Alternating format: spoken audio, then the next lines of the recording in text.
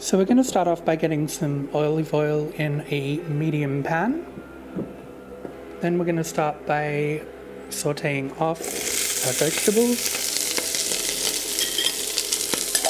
I like to start with the onion and the Brussels sprouts first, because the chicken's not going to take as long.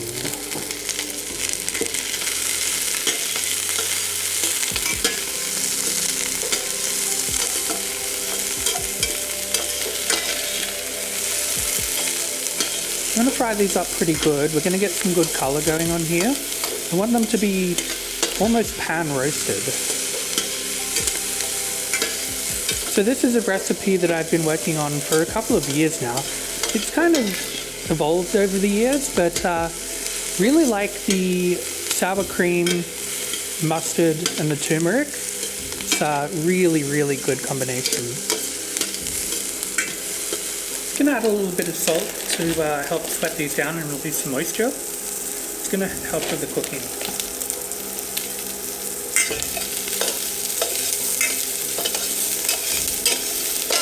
So I'm going to hit this with a bit of white wine vinegar. It's going to help deglaze the pan and also help get those Brussels sprouts cooked through properly as well.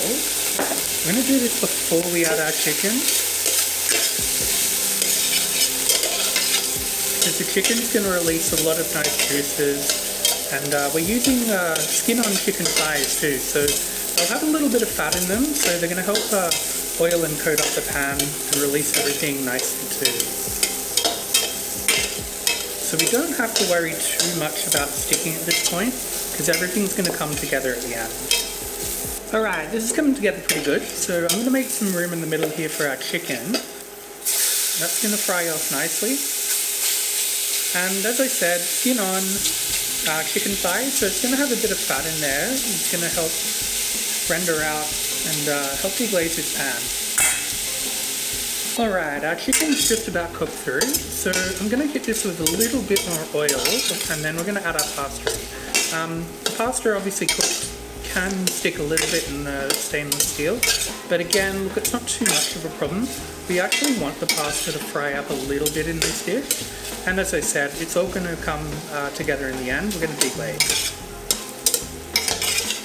Almost forgot. Okay, so before we put in our pasta, we're going to add some garlic in. Get that nicely fried up, but we don't want it to burn, obviously.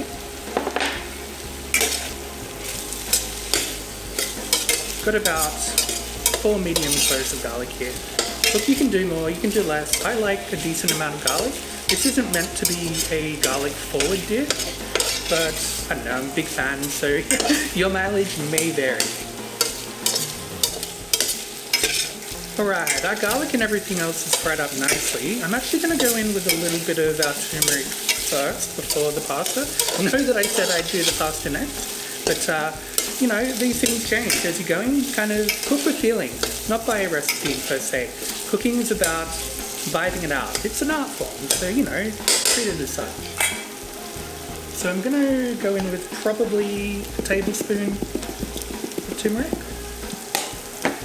Now, because our pan is a bit dry at the moment, this will form a fond and stick a bit at the bottom, but as I said, that's not going to be a problem.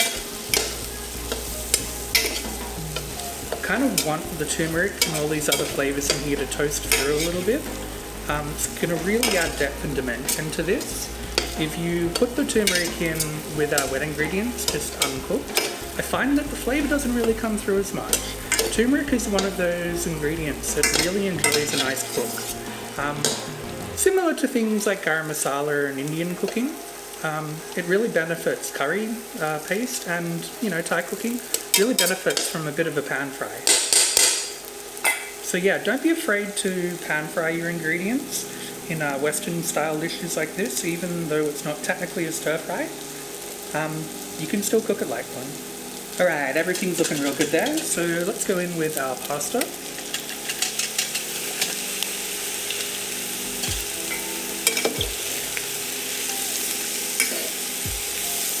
Now, just incorporate everything through.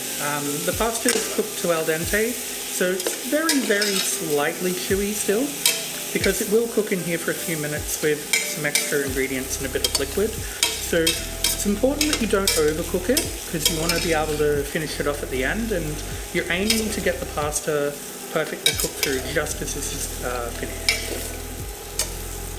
So we've got some really beautiful colours from that turmeric coming through.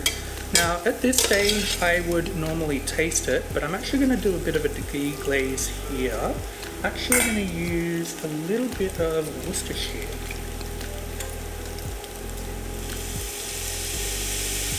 Probably 2 teaspoons worth, not quite a tablespoon. So you can see we've got some fond forming at the bottom there, but again, don't worry too much about that. We're going to take care of that in a minute.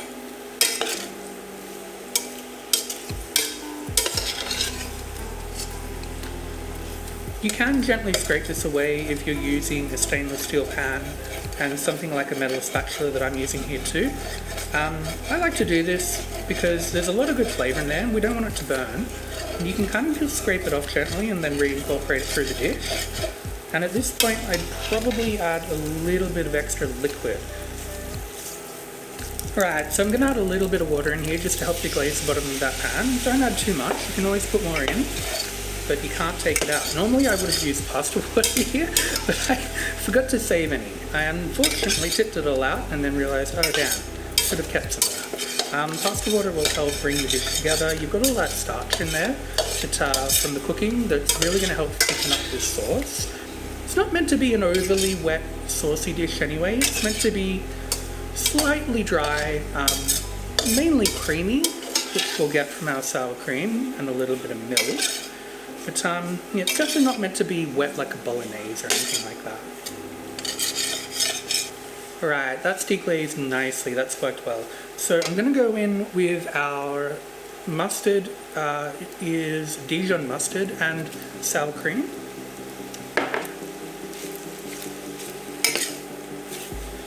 So we'll just stir that around. It will be a little bit tricky to incorporate it first, but we have a little bit of milk which is going to help finish this off. As soon as I put that in, the smells here are amazing. I can't wait to eat this. Everything I cook on this show is my own dinner, so I will be enjoying this as soon as the camera's off.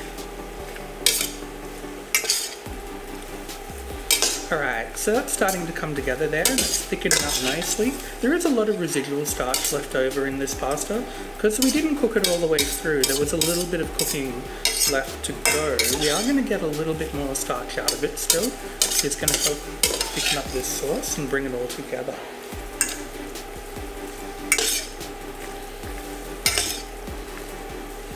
Alright, so as you can see, it's come together pretty good. Still not quite perfect, so I'm going to add a little bit of milk and watch what happens.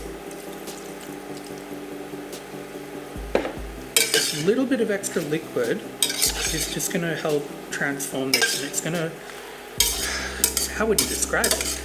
Homogenizes the dish, I guess, is probably the best word that I could think of. It binds all of these different ingredients together. So you'll notice that the sour cream and all of the noodles there are a lot creamier, and there's no sort of separation anymore. It's really brought it all together. So this is just about ready, but as always, you should taste as you go. So I'm going to taste a little bit now.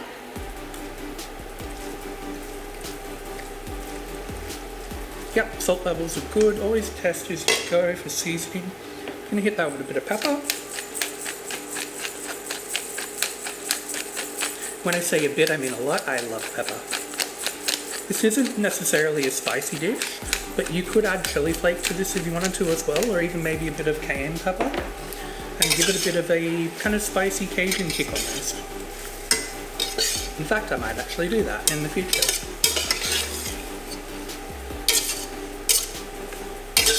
And there you go. So this is my creamy chicken and Brussels sprout pasta with turmeric, garlic.